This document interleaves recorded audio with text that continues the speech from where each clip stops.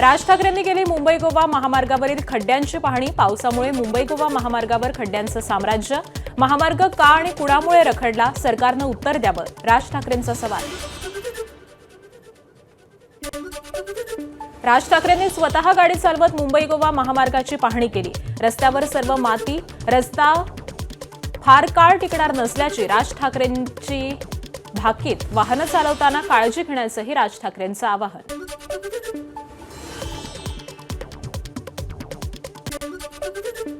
मुंबई गोवा महामार्गाचं काम करणारे कंत्राटदार पळून गेलेत। ते कुणामुळे पळून गेलेत? स्थानिक आणि राजकीय हस्तक्षेप असल्यानं कंत्राटदार पळून गेल्याचा राज ठाकरेंचा आरोप।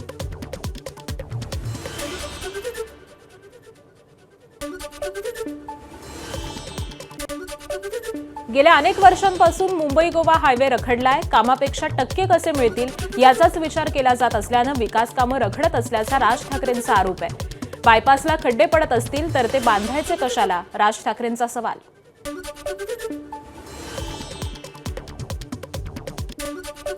रायगड जिल्ह्यात तिसरी मुंबई उभारली जातेय, मात्र तिकडे काय होणार याची माहिती स्थानिकांना नाही। राज ठाकरेंचा राज्य सरकारवर घणाघात। रायगडमध्ये काय आणायचं हेच सरकारला माहीत नसल्याची ही टीका।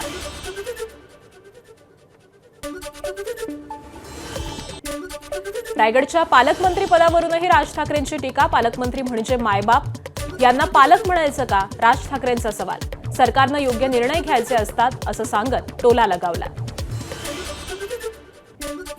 राज ठाकरेंच्या हस्ते रायगडमधील माणगावातील मनसे कार्यालयाचं उद्घाटन। मनसे कार्यकर्त्यांची स्वागतासाठी मोठी गर्दी।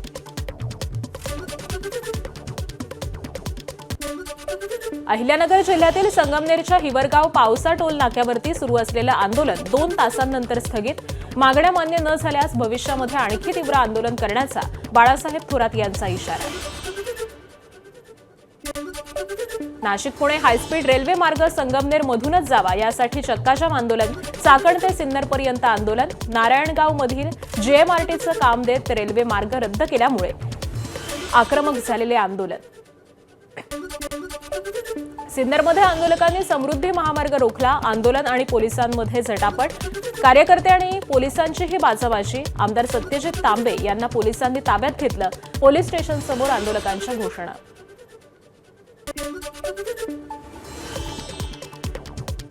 राज्य सरकार ओबीसी आणि मराठ्यांमध्ये वाद लावण्याचं काम करते। काँग्रेस नेते नाना पटोले यांचा गंभीर आरोप। ओबीसींच्या तोंडातील घास हिसकावून मराठ्यांना द्यायचा आणि मराठ्यांना ओबीसी विरोधामध्ये भडकावायचं काम सरकारकडून सुरू असल्याचा नाना पटोलेंचा आरोप। ओबीसीच्या तोंडातला घास हिसकून मराठ्यांना द्यायचं आणि मराठ्यांना ओबीसी विरोधात भडकवायचं, हे जे राजकारण सुरू झालेलं आहे आणि या राजकारणाच्या विरोधात आता जरांगे पाटील रस्त्यावर येतात आहेत। भाजपला आता त्यांच्या विरोधात बोलणारा कोणी असेल तो देशद्रोही होतो, अशा पद्धतीचं वक्तव्य भाजपच्या नेत्याकडून येत आहे। खऱ्या अर्थानं दुर्दैवी बाब। शरद पवारांचे खासदार सोमवारी पंतप्रधान नरेंद्र मोदींची भेट घेणार। राज्यातल्या प्रश्नांसंदर्भात भेटणार असल्याची सुप्रिया सुळेंची माहिती। तर एफसीआरए दुरुस्ती विधेयकाला राष्ट्रवादी विरोध करणार।